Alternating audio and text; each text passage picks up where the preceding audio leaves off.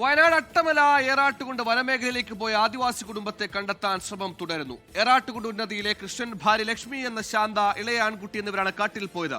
8 മാസം ഗർഭിണിയായ ലക്ഷ്മിയെ നാട്ടിലെത്തിച്ച് ചികിത്സ ലഭ്യമാക്കാനായി ഇന്നലെ ഉദ്യോഗസ്ഥർ നടത്തിയ തിരച്ചിലിന്റെ ദൃശ്യങ്ങളും പുറത്തു.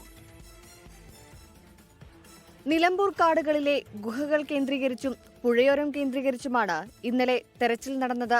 ട്രൈബൽ വകുപ്പ് ഉദ്യോഗസ്ഥരും പോലീസ് ഫോറസ്റ്റ് ഉദ്യോഗസ്ഥരും ഉൾപ്പെടെയുള്ളവരാണ് തിരച്ചിലിന്റെ ഭാഗമായത്. പുഴയുടെ തീരത്ത് മത്സ്യബന്ധന ഉപകരണങ്ങളും വസ്ത്രങ്ങളും കണ്ടെത്തിയെങ്കിലും ലക്ഷ്മിയെയും കുടുംബത്തെയും കണ്ടെത്താൻ കഴിഞ്ഞില്ല. ഉദ്യോഗസ്ഥർ എത്തുമ്പോൾ ഇവർ മാറിപ്പോകുന്നതാണ് സൂചന. പ്രദേശത്ത് നിരീക്ഷണത്തിന് വനംവകുപ്പ് ഉദ്യോഗസ്ഥരെ നിയോഗിച്ചു. കഴിഞ്ഞ 4-ാം തീയതി കൃഷ്ണനും ലക്ഷ്മിയും മേപ്പാടിയിലെത്തിയതായി സ്ഥിരീകരണമുണ്ട്. ബാങ്കിൽ നിന്ന് പണമെടുത്ത ശേഷം സാധനങ്ങൾ വാങ്ങിയാണ് വനത്തിലേക്ക് പോയത്.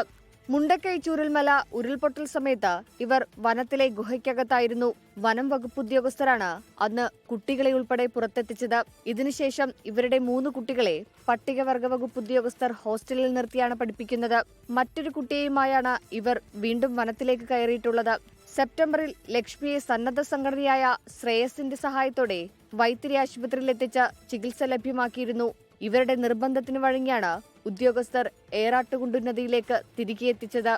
24 വയനാട്.